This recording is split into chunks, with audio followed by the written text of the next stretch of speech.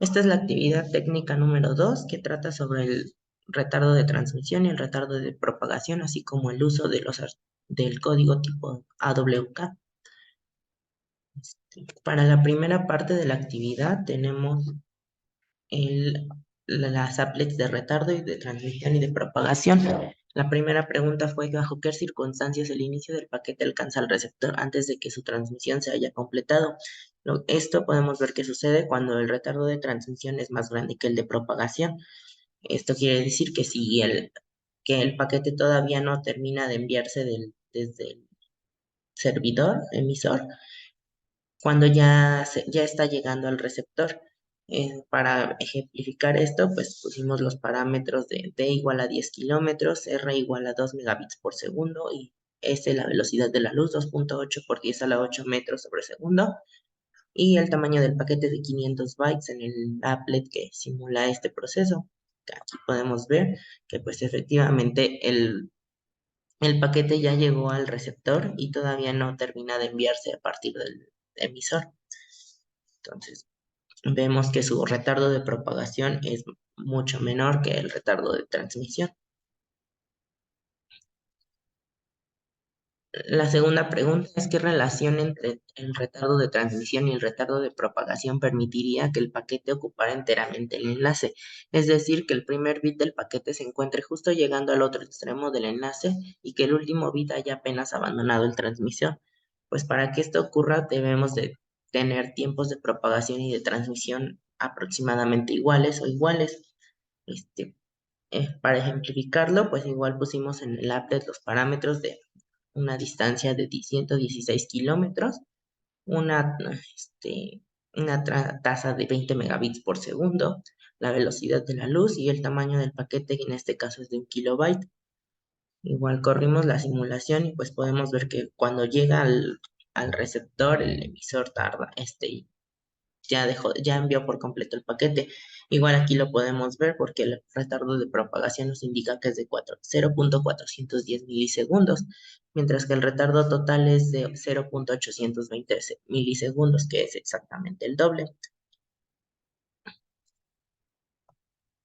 Para la tercera, se pide explicar el concepto del producto del retardo por el ancho de banda. El producto del retardo por el ancho de banda pues representa la capacidad que tiene el canal en bits para que envíe los datos.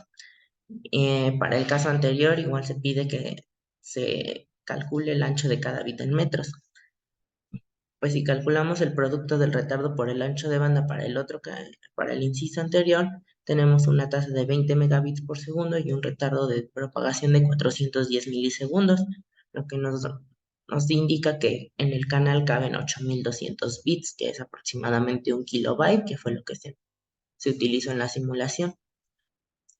Pues como el paquete ocupa el canal completo, entonces pues solamente dividimos los 116 kilómetros que tiene de longitud del canal entre los 8200 bits que le caben y pues tenemos que cada bit ocupa 14.14 metros aproximadamente.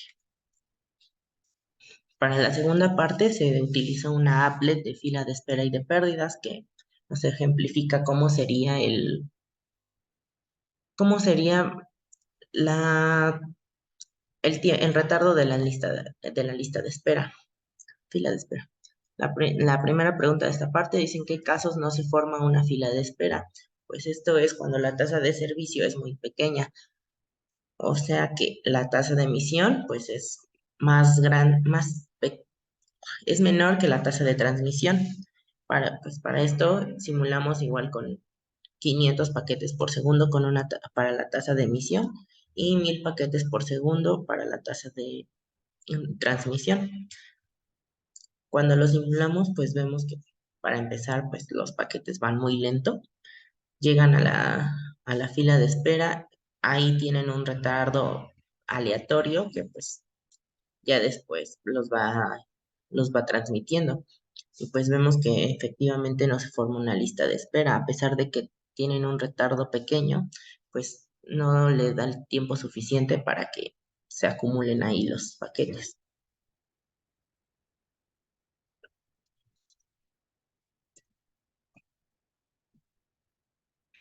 Otra pregunta es, ¿qué configuraciones provocan pérdidas en la fila? Pues la pérdida de los paquetes empieza a darse cuando la tasa de servicio es aproximadamente 1, es decir, que la emisión y la transmisión son a la misma velocidad. Aquí pues programamos con 500 paquetes por segundo para ambas tasas y podemos ver que pues la fila de espera ya se llenó y empiezan a perderse los paquetes. En a este momento en que se grabó la applet, había 19 paquetes perdidos de 277.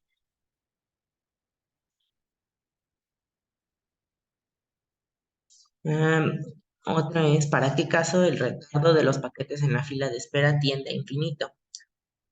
Pues esto querría decir que los paquetes se van a perder con mayor velocidad, porque pues la tasa de emisión es mucho mayor que la tasa de transmisión. Aquí vemos que pues programamos con 500 paquetes por segundo para la tasa de emisión y 350 paquetes por segundo para la tasa de transmisión. Simulamos igual en el applet y vemos que pues ya hay pérdidas a partir de los 40 paquetes. Entonces, aquí esto, pues los paquetes perdidos son los que tendrán un retardo en la fila de espera que pues tiende a infinito porque nunca van a llegar. Para la tercera parte se ve la notación de ingeniería y la notación con prefijo. Vienen para actividad técnica algunos ejemplos que son estos, de donde se pide mostrar tanto en notación de ingeniería como con notación de prefijo. Pues 500.000 bits es 0.5 por 10 a la 6 bits, que es 0.5 megabits. 0.000162 segundos, 162 por 10 a la menos 6 segundos, que son 162 microsegundos. 56 por 10 a la 7 bits termina siendo 560 por 10 a la 6 bits o 560 megabits. 3.5 por 10 a la menos 10 segundos son 0.35 por 10 a la menos 9 segundos o 0.35 nanosegundos. Igual en este caso, pues aquí nos dan en milisegundos, lo quieren en microsegundos, utilizamos un factor de conversión, donde pues un milisegundo son 1000 microsegundos. Realizando las operaciones tenemos 32 microsegundos. Igual en este caso, utilizamos un factor de conversión, un megabyte son 1000 kilobytes, entonces tenemos que 73.520 kilobytes por segundo equivalen a 73.52 megabits por segundo. En este caso igual, un kilobit es 1000 bits, entonces 27 por 10 a la 4 bits, terminan siendo 270 kilobits. Y para este último igual 12.000 picosegundos, terminan siendo 12 nanosegundos. Un nanosegundo son 1000 picosegundos. Se utilizan esos factores de conversión. Las otras preguntas, se va a transmitir un archivo de 1.723.000 bits, ¿cuántos kilobits se enviarán? ¿Y cuántos megabits? De nuevo se utilizan los factores de conversión y pues vemos que son 1.723 kilobits o 1.723 megabits. En algún momento en Internet, el retardo total de extremo a extremo de un bit es de 0.001375 segundos. ¿A cuántos milisegundos corresponde esto y a cuántos microsegundos? Para todos estos casos, pues si se fueran utilizando factores de conversión, entonces vemos que es de 1.375 milisegundos o 1.375 microsegundos. Para este caso, en el que pedía cuántos bits, se utiliza un factor de conversión extra para evitar que fueran muchos números. Que terminan siendo 29.6 megabits o en bits son 29.600.000 bits. Y en este se utiliza un factor doble por la velocidad, debido a que pues es bytes y microsegundos y teníamos megabits y segundos. Y vemos que esa velocidad es 3.625 megabytes por segundo o 3.625 por 10 a la 12 bytes por microsegundos. Para la parte final de la actividad técnica se utiliza los programas AWK a partir de la terminal de Linux. El primer caso es imprimir todos los renglones que contengan redes en la segunda columna. Esto es a partir de un archivo de texto que ya se tenía precargado. Y pues aquí, como es una instrucción sencilla, solamente utilizamos el código AWK. Buscamos la palabra redes y se imprime la columna, el renglón completo para que tenga esa palabra. Pues aquí tenemos el resultado. Para el segundo es devolver la suma de todos los valores de la columna 3. En este, como era ya un poquito más complejo, pues se utilizó un código que se le puso como nombre A2-4-1.awk. Le indicamos que leyera desde el archivo ex1.txt. Para el código, pues podemos verlo aquí. Para el bloque begin solamente se inicializa el acumulador. Vemos que el acumulador en el acumulador se le va sumando la tercera columna a partir de que empieza el programa. Y para el final, pues se imprime la suma de la columna 3 y ya tenemos el resultado, que aquí sería este de aquí, 34.262. Otro ejercicio es devolver el valor mínimo de la columna 4. Igual, como se requería un poquito más de proceso, se utilizó un archivo AWK que se le llamó mínimo. Se le indicó que fuera desde el archivo de texto EX1 y nos dice que el valor mínimo de la columna 4 es -15. Aquí igual vemos que pues se utiliza aquí se mete el bloque begin y para la segunda parte del programa se utiliza una condición if en la que si la columna 4 es menor al mínimo, es una nueva variable, entonces el mínimo será ese valor de la columna 4. Para el bloque final pues solamente imprime y con eso tenemos este resultado. Después es imprimir la columna 3 y 4.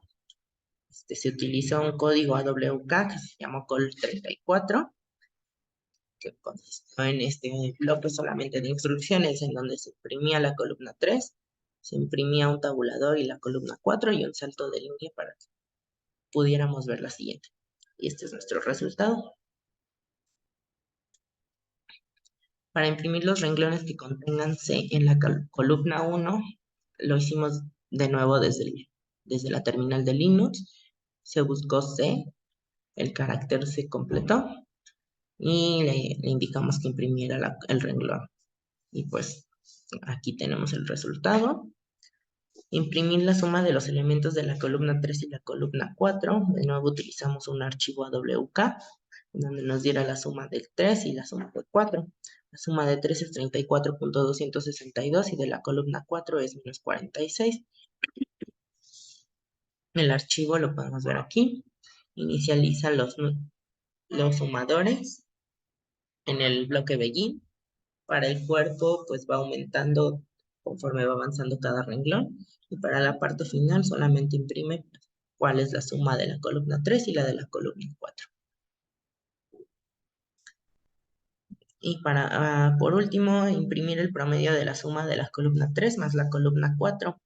Pues aquí igual se creó un programa AWK que se llama PROM 3 y 4. Le indicamos que los datos los leyera desde ex1.txt. Tenemos aquí que la suma de las columnas 3 y 4 es -11.738. En este caso sumó las dos. El promedio de las dos columnas es -0.5869, que es el promedio de todos los datos. El promedio de la columna 3 solamente es 3.4262 y el promedio de la columna 4 es -4.6, que aquí si calculamos ambos promedios, el promedio de estos dos promedios, entonces obtendremos este. Podemos corroborar que sí está bien ese promedio. Aquí igual en el código, pues se utilizaron para el bloque begin los dos acumuladores. Se fue aumentando cada acumulador conforme leía cada línea. Y en el bloque final, pues se hizo un acumulador total para representar la suma de las dos columnas. Se utilizó prompt 3 para calcular el promedio de la columna 3. Aquí se utiliza NR, que es una variable de AWK, que significa el número de renglones, número de registros. Igual se utilizó PROM 4 para calcular el promedio de la columna 4, PROM que calcula el promedio de ambas, que pues vemos que sí es PROM 3 más PROM 4 y pues su promedio.